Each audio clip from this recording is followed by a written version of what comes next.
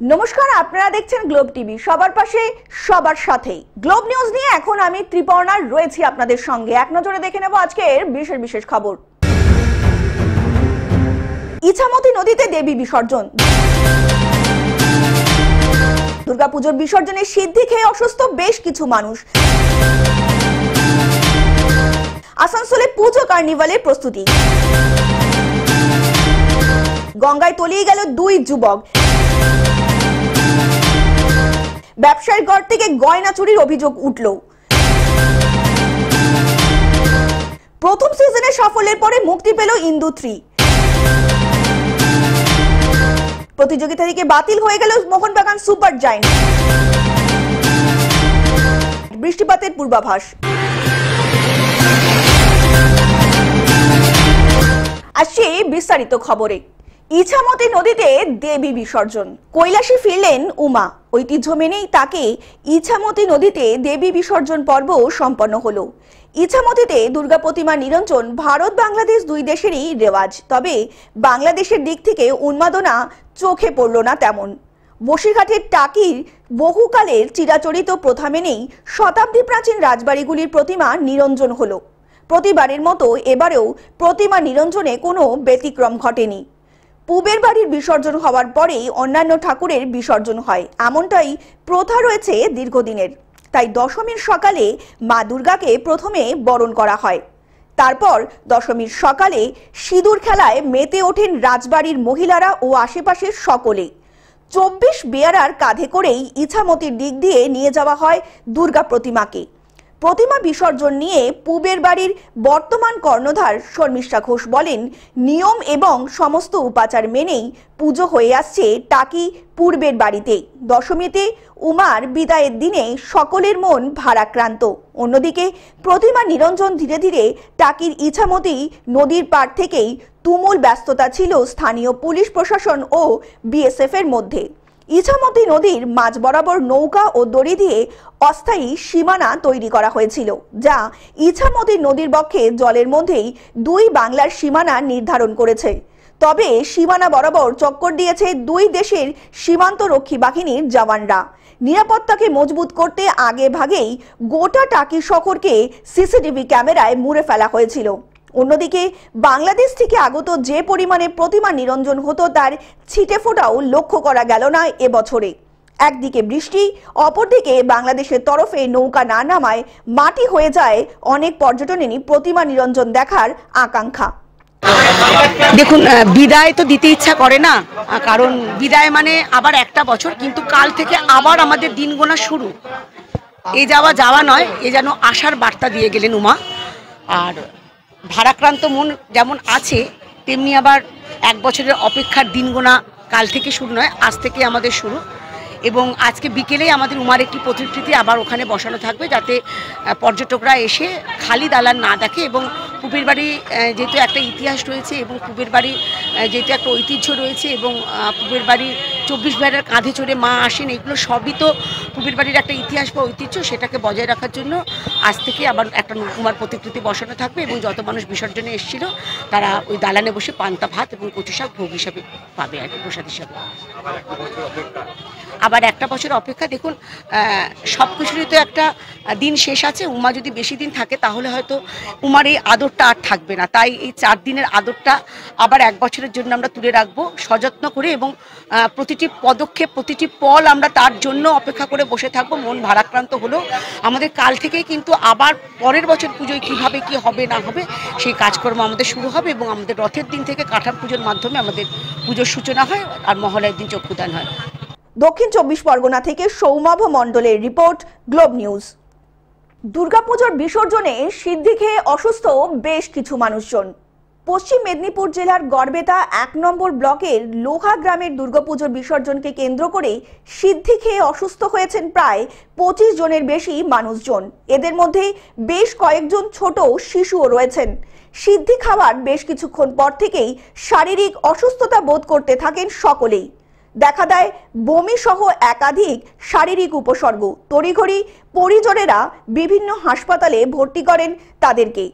অসুস্থ ব্যক্তি ও তাদের পরিজনদের দাবি, লোধা গ্রামের স্বামী দেবানন্দ আশ্রমে দুর্গা প্রতিমা বিসর্জনকে ঘিরে সিদ্ধি খেয়েছিল সকলেই এবং তারপরেই অসুস্থ হয়ে পড়েন মানুষজন। মাঝে মাঝে মাথা কাম চক্কর দিচ্ছে, মাথা ঘুরছে, মাঝে শ্বাস কষ্ট হচ্ছে। পশ্চিম মেদিনীপুর থেকে কল্যাণ মণ্ডলের রিপোর্ট, গ্লোব নিউজ। আসানসোলে পুজো কার্নিভালের প্রস্তুতি। রাত পোহালেই আসানসোলের পুজো কার্নিভাল শেষ মুহূর্তে প্রস্তুতি চলছে শুক্রবারে। আসানসোল পুলিশ লাইন সংলগ্ন বানপুর রোডে অনুষ্ঠিত হবে এই কার্নিভাল। জোর কদমে শেষ মুহূর্তের প্রস্তুতি চলছে তাই তুঙ্গে। কালকে আমাদের আসানসোল এবং দুর্গাপুর দুটো জেলায় আমাদের যেমন সারা রাজ্য জুড়ে জেলা কার্নিভাল হয়, আমাদের জেলাতেও দুটো শহরে আজকে হতে চলেছে। তার প্রস্তুতি কাজগুলো অনেকটাই শেষ, যেমন স্টেজ করা, বাকি ইত্যাদি যেগুলো ইনফ্রাস্ট্রাকচার কাজগুলো অনেকগুলো শেষ আছে। আমাদের পূজা কমিটিগুলোও যারা পার্টিসিপেশন করবে আমরা কনফার্মেশন পেয়ে গেছি। এখন ফাইনাল কাজগুলো চলছে আমাদের, এটা আশা করি আমরা আজকে রাতের মধ্যে শেষ হয়ে যাবে। আমরা প্রস্তুত আছি। এখানে যে বৃষ্টি হওয়ার সম্ভাবনা একটা থেকে যাচ্ছে কালকে, তবু একটু প্রেডিকশনটা অতটা নেই। আজকে যেমন বেশি আছে বৃষ্টি হওয়ার সম্ভাবনা, কালকে অতটা সম্ভাবনা নেই, কিন্তু তবুও আমরা কিছু জায়গায় আমরা ব্যবস্থা রাখছি যাতে লোক বৃষ্টি হলে দাঁড়িয়ে যেতে পারবে, ওই রকম কয়েকটা জায়গায় আমরা ব্যবস্থা রাখছি। বাকি আমাদের প্রস্তুতি কাজগুলো আজকে রাতের মধ্যে বেশিরভাগ শেষ হয়ে যাবে, যে টুকটাক বাকি থাকবে কালকে সকালে শেষ হয়ে যাবে। বৃষ্টির কথা মাথায় রেখেই কার্নিভাল দেখতে আসা দর্শনার্থীদের জন্য বিশেষ ব্যবস্থাও করা হবে। আসানসোল পুজো কার্নিভালে 15টি পুজো অংশগ্রহণ করছে। শুক্রবার পুজো কার্নিভাল শেষ মুহূর্তের প্রস্তুতি সরজমিনে পরিদর্শন করলেন পশ্চিম বর্ধমানের জেলাশাসক সহ পুলিশ প্রশাসনের অন্যান্য আধিকারিকরা। লাস্ট প্রস্তুতি হিসাবে আরও যা জিনিস বাকি আছে বা কোনখানে আমাদের ভুল ত্রুটি সেইটা দেখবার জন্য ডিএম সাহেব, এসডিও এবং পুলিশ আধিকারিকরা এখানে উপস্থিত হয়েছেন। সব সবিস্তারে আলোচনা হলো। তো কালকে কার্নিভালের জন্য আসানসোলবাসী তথা দুর্গাপুর শিল্পাঞ্চল, জামুরিয়া, রানীগঞ্জ, হীরাপুর সমস্ত লোকজন যাতে এখানে এসে উপস্থিত হয় তার ব্যবস্থা আমরা করেছি। আকাশ মেঘাচ্ছন্ন আজকে আছে, কালকে হয়তো ঠিক হয়ে যাবে মায়ের দয়ায়। তো কার্নিভাল ভালোভাবেই আসানসোলে অনুষ্ঠিত হবে। আসানসোল থেকে সৌমিত্র গাঙ্গুলির রিপোর্ট, গ্লোব নিউজ। গঙ্গার জলে তলিয়ে গেল দুই যুবক। শুক্রবার সন্ধ্যায় প্রতিমা বিসর্জন করতে গিয়ে ভদ্রেশ্বরের সীমানী ঘাটে নেমে গঙ্গার জোয়ারের জলে তলিয়ে গেল দুই যুবক। পুলিশ জানায় অরূপ রায় ও অঙ্কুশ দাস নামে ওই দুই যুবক ভদ্রেশ্বরের 4 নম্বর ওয়ার্ডের শান্তিনগর সরকারপুকুর লেনের বাসিন্দা। সেখানকার একটি ক্লাবের প্রতিমায় বিসর্জন করতে গিয়েছিল তারা এবং তারা গঙ্গায় নামার পরেই ঘাট থেকে কিছুটা দূরে চলে যাওয়ার ফলেই গঙ্গার জোয়ারের জলে তলিয়ে যায় ওই দুই যুবক। Bureau report, globe news. ব্যবসায়ীর ঘর থেকে গয়না চুরির অভিযোগ। শুক্রবার সাত সকালে এক ব্যবসায়ীর ঘর থেকে প্রায় 13 ভরি সোনার গয়না চুরির অভিযোগ উঠল চুঁচুড়ার সুভাষনগরে। পুলিশ ও স্থানীয় সূত্রের খবর, গোবিন্দ কুণ্ডু নামে ওই ব্যবসায়ী কারখানায় ছিলেন। স্ত্রী ঘর থেকে একটি খাতা নিয়ে কারখানায় যান। মিনিট 5 পরে তিনি ফিরে এসে দেখেন আলমারি খোলা, লকার থেকে উধাও প্রায় 13 ভরি সোনার গয়না। উধাও হয়েছে, ইতিমধ্যেই তদন্ত শুরু করে দিয়েছে police. Bureau report, globe news.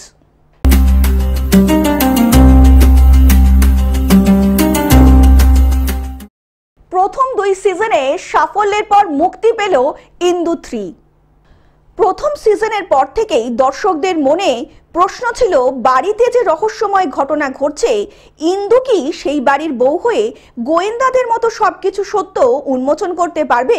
ইন্দু জনপ্রিয় হয়ে উঠেছিল কারণ সেটি শুধু গল্প নয়, এক জমজমাট অভিজ্ঞতা। 2023 সাল পর্যন্ত অপেক্ষা করতে হয়েছে দ্বিতীয় সিজনের জন্য, যেখানে রহস্য আরও গভীর হয়েছে।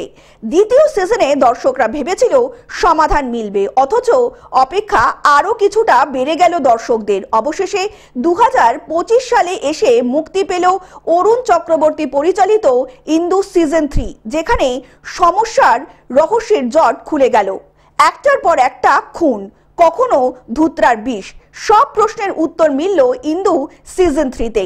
ইন্দু অবশেষে শুধু নিজের সত্য নয়, দর্শকদের কাছেও উন্মোচন করলো রহস্য। প্রথম এপিসোড থেকে সপ্তম এপিসোড পর্যন্ত টানা দেখে ফেলা যায় সহজেই ইন্দু। টেনশন আর ভয়ঙ্কর মোড়ে ভরপুর এক যাত্রা। Bureau report, globe news.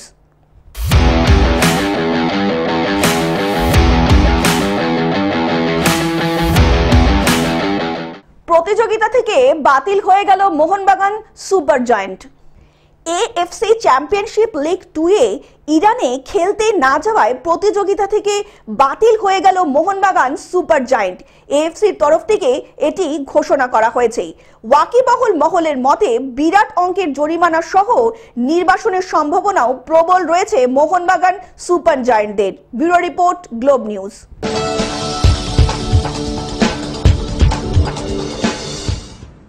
বৃষ্টিপাতের পূর্বাভাস। আবহাওয়া দপ্তর বলছে নিম্নচাপের জেরে বঙ্গোপসাগর থেকে প্রচুর জলীয় বাষ্প ঢুকছে স্থলভাগে। এর প্রভাবে আগামী 3 দিন বৃষ্টি হতে পারে কলকাতা সহ দক্ষিণবঙ্গের বিভিন্ন জেলায়। শনিবার ভারী বৃষ্টি হবে বীরভূম ও মুর্শিদাবাদ, এই 2 জেলাতেই। এছাড়াও বিক্ষিপ্তভাবে বজ্র বিদ্যুৎ সহ বৃষ্টির সম্ভাবনা থাকবে দক্ষিণবঙ্গের একাধিক জেলায়। একদিকে নিম্নচাপের কারণে সমুদ্র উত্তাল থাকবে, সেই কারণে মৎস্যজীবীদের সমুদ্রে যাওয়ার উপরেও নিষেধাজ্ঞা জারি করা হয়েছে হাওয়া অফিসের তরফ থেকে। মৎস্যজীবীদের জন্য ইতিমধ্যেই লাল সতর্কতা জারি করা হয়েছে আবহাওয়া দপ্তরের তরফ থেকে। Bureau report, globe news. Television ছাড়াও গ্লোব টিভি এখন সমস্ত সমাজ মাধ্যমে উপলব্ধ। বিস্তারিত জানতে ফোন করুন আমাদের টোল ফ্রি নাম্বার 180089197444 অথবা লগ ইন করুন আমাদের ওয়েবসাইট www.globtvindia.com এ। গ্লোব নিউজ এখন এ পর্যন্তই। দেখতে থাকুন গ্লোব টিভি, সবার পাশে সবার সাথে। নমস্কার।